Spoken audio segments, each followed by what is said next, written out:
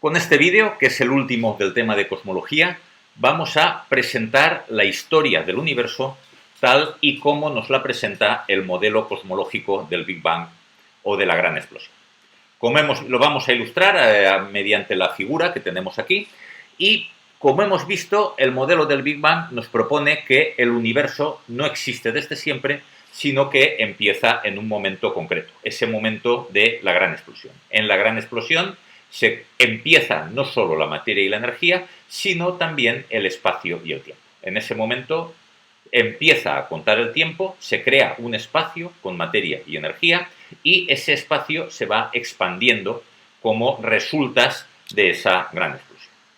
Esa expansión, en un momento dado, muy al principio de la historia del universo, se hace exponencial. Vemos que hay un momento en la historia muy remota del universo, casi inmediatamente después de la gran explosión, en que hay una expansión muy rápida.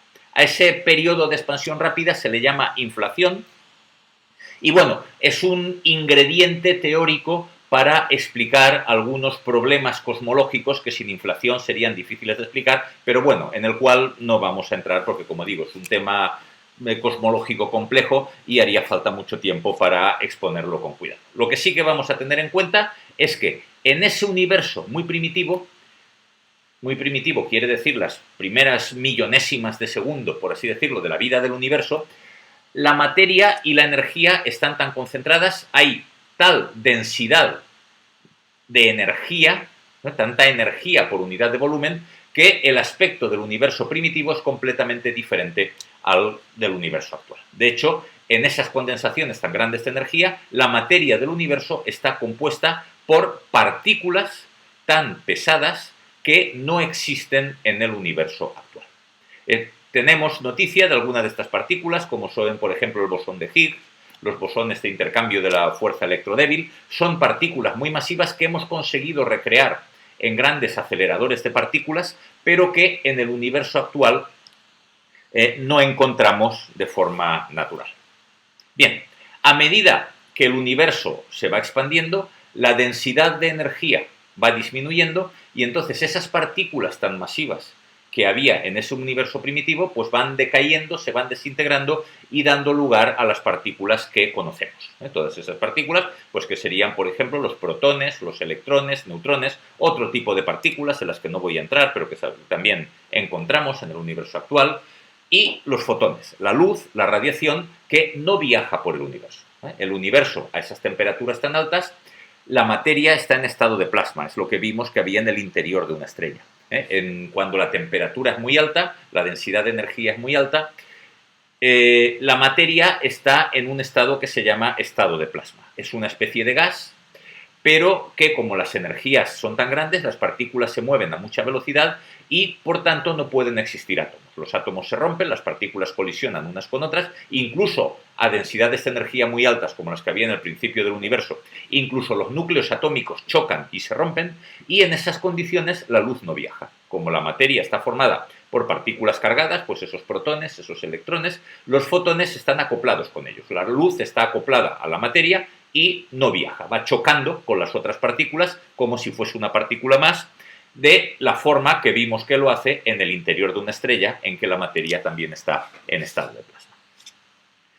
Ese universo sigue expandiéndose y enfriándose, y el primer hito relevante en la historia del universo tiene lugar cuando el universo tenía 3 minutos de vida. Cuando el universo tenía 3 minutos de vida, se produce lo que se llama la nucleosíntesis principal.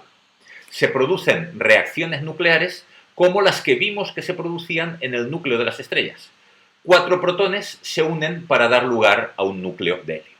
Y entonces se forma, cuando se sobrepasa esta fase del universo, esta nucleosíntesis principal, el universo queda compuesto por, en su mayoría, núcleos de hidrógeno, protones, y un 30% de la materia son núcleos de helio. Prácticamente 70% serían núcleos de hidrógeno, que son protones, y el resto núcleos de helio. ¿Por qué eso se produce en una época concreta de la historia del universo? Porque en una época anterior la densidad de energía es tan grande, la energía es tan grande, la temperatura es tan alta, que cuando se produce un núcleo de helio, ese núcleo automáticamente se destruye cuando choca con otra partícula.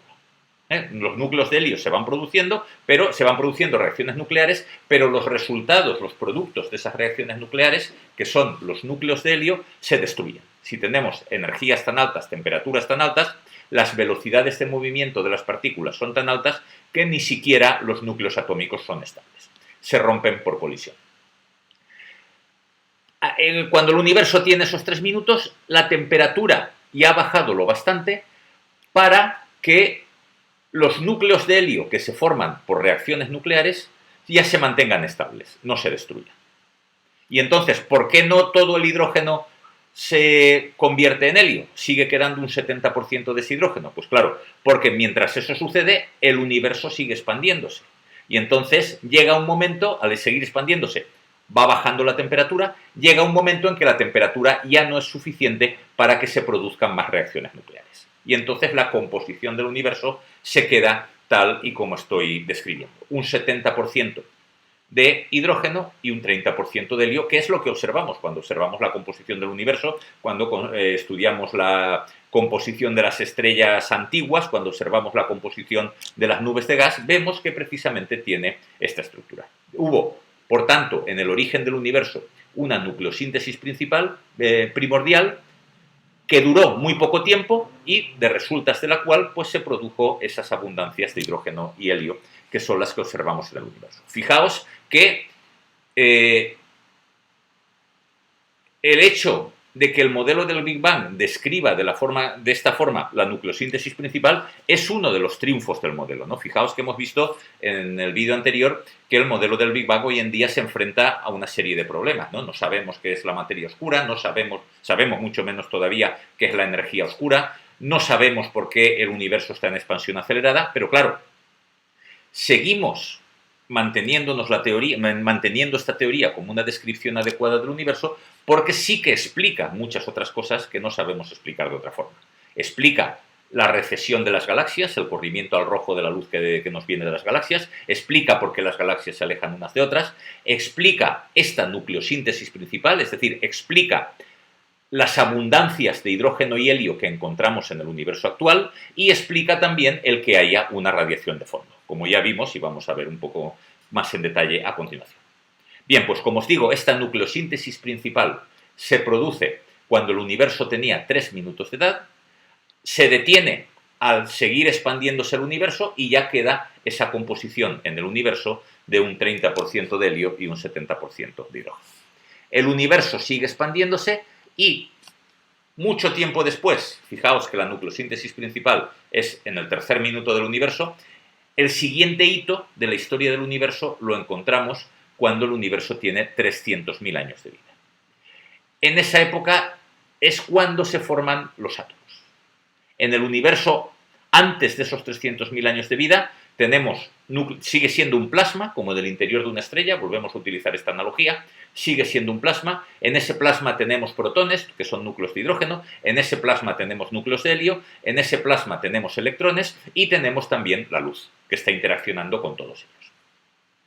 Cuando la temperatura disminuye lo bastante, ya se forman los átomos, es decir, los núcleos son capaces de captar los electrones, antes iban sueltos núcleos y electrones, los núcleos captan los electrones formando un átomo y la temperatura ha bajado lo suficiente para que ese átomo no se rompa inmediatamente por colisión, ¿no? Que es lo que pasaría antes a temperaturas más altas. Al igual que sucede en la fotosfera de una estrella, que es la región de transición donde la estrella es lo bastante fría, como para que los átomos que se forman cuando un núcleo captura a un electrón o a 2 electrones, si es un núcleo de helio, y se forma un átomo, ese átomo ya no se rompe por colisión, porque las velocidades de agitación han bajado lo bastante como para no romper los átomos. Pues bien, cuando el universo tiene 300.000 años de vida, ya se forman átomos que son estables, que no se destruyen. Son los protones capturan un electrón y eso se convierte en un átomo de hidrógeno. Los núcleos de helio capturan 2 electrones y eso se convierte en un átomo de helio. Bien, el universo pasa entonces de ser un plasma a ser un gas atómico. Y en los gases atómicos son transparentes. La luz puede viajar. Antes, en el estado de plasma, la luz no viaja, está acoplada a la materia. Cuando se produce la formación de átomos, el universo se hace transparente y la luz viaja. Es precisamente ese tiempo, ese periodo del universo, el que estamos viendo en la actualidad en la forma de radiación de fondo. La radiación de fondo del universo se emite en esta época. Se emite cuando el universo tenía 300.000 años de vida, que es el momento en que el universo se hace transparente. En ese momento la temperatura del universo era unos 3.000 grados, por tanto la luz que se emite sería una luz roja, luz visible roja. Digamos que si hubiese planetas en aquella época, que no lo sabía, lo podemos asegurar, pero por hacer la hipótesis, si hubiese un planeta habitable en nuestro, pues el cielo de la noche lo veríamos rojo, como si fuese todo él una estrella roja.